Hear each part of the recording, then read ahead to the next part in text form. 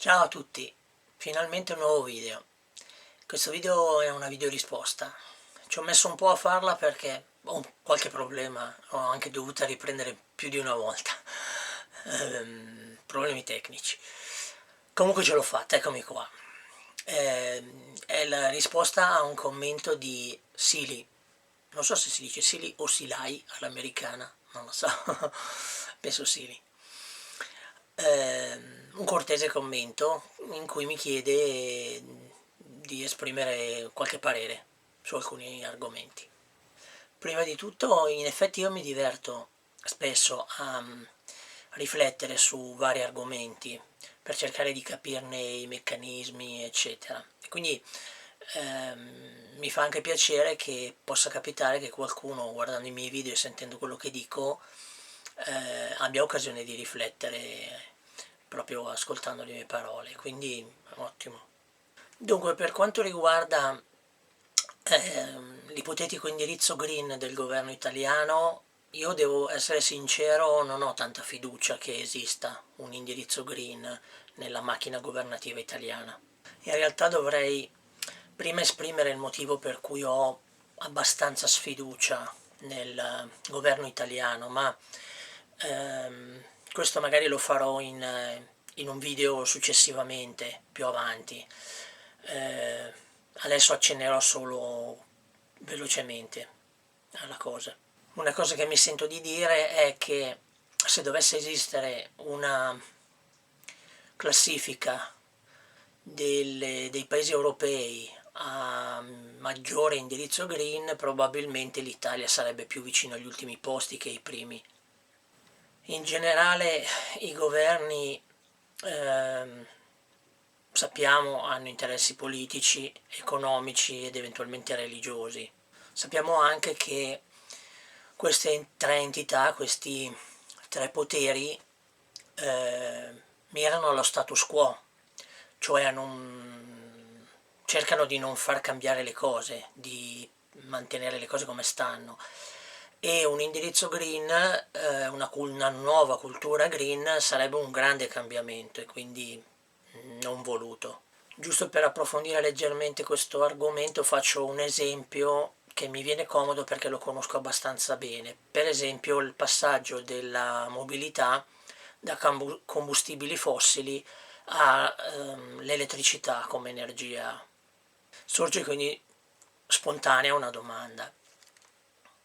A questi politici, molti dei quali industriali, che hanno interessi o in campo petrolifero o nella produzione di automobili e che hanno interesse nello status quo, può interessare occuparsi della mobilità elettrica? La risposta ovviamente è negativa.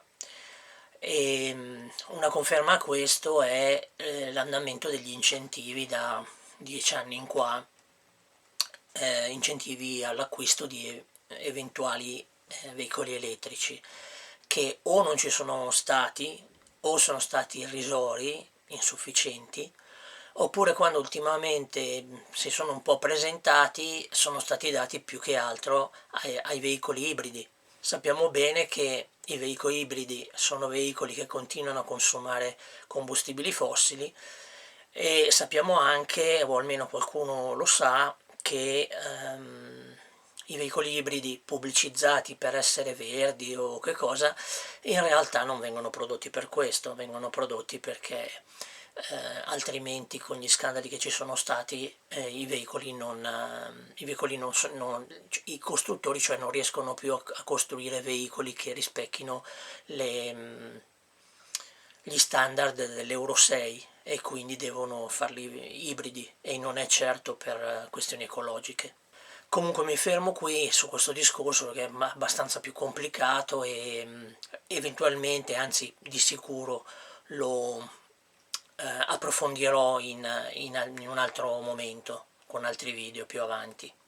Sono abbastanza convinto che sotto gli aspetti green, appunto, l'Italia quel poco che riesce a fare, che fa, lo faccia più per obbligo, diciamo, per forzatura dell'Unione Europea, non tanto appunto per interesse green, per non essere buttata fuori dall'Unione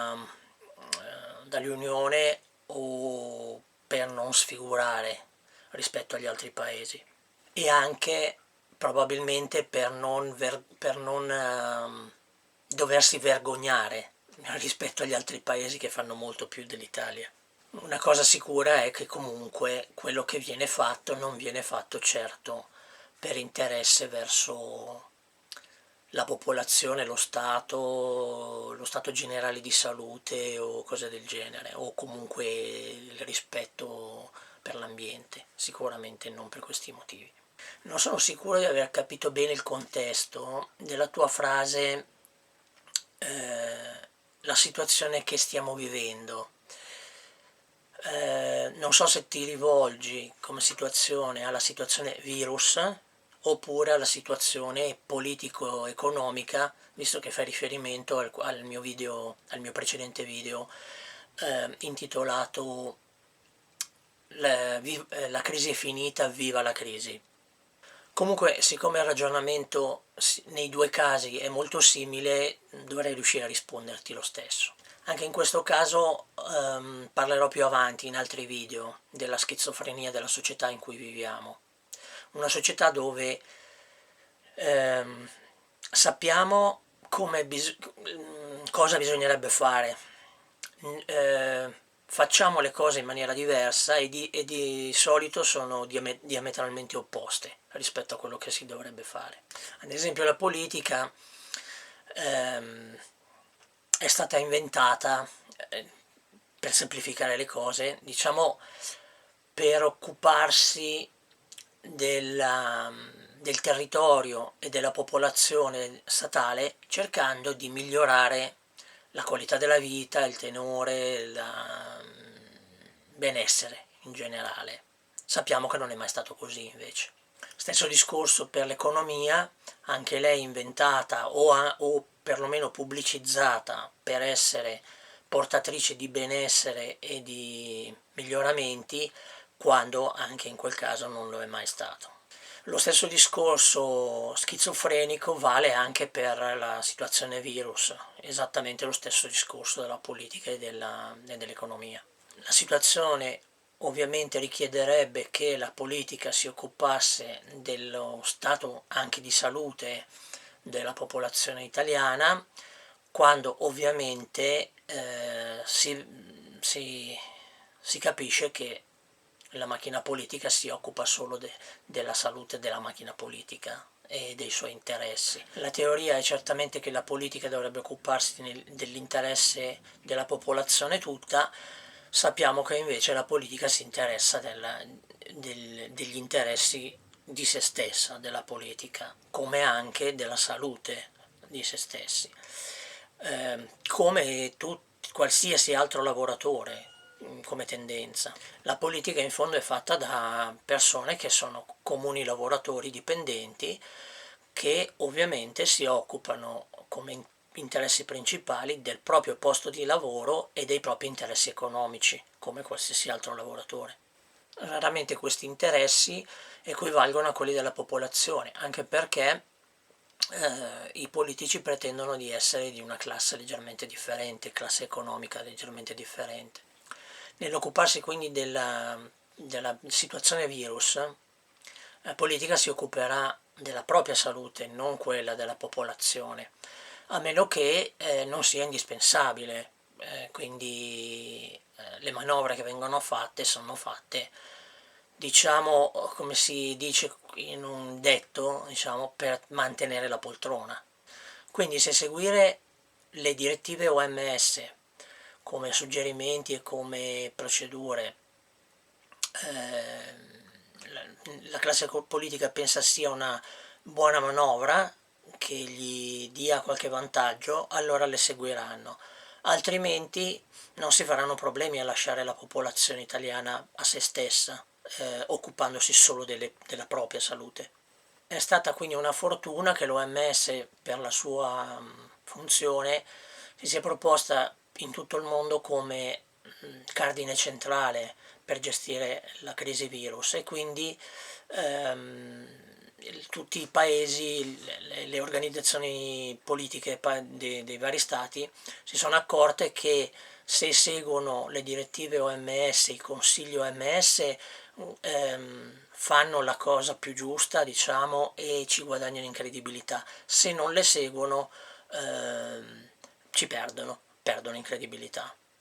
Per cui anche la macchina politica italiana ha capito che se segue le direttive OMS rimane a galla, riesce più o meno a far funzionare le cose, altrimenti fallisce e perde anche in credibilità. Quindi per fortuna, quindi, questa situazione per cui la politica cerca di seguire i consigli dell'OMS ci ha fatto guadagnare una situazione non gestita in maniera disastrosa come molte altre situazioni italiane. In questo caso, siccome la situazione generale del mondo, no? Per esempio non solo dell'Europa, c'è anche da dire che seguire le direttive dell'OMS significa anche sotto gli occhi di tutto il resto del mondo, diciamo, dimostrare di essere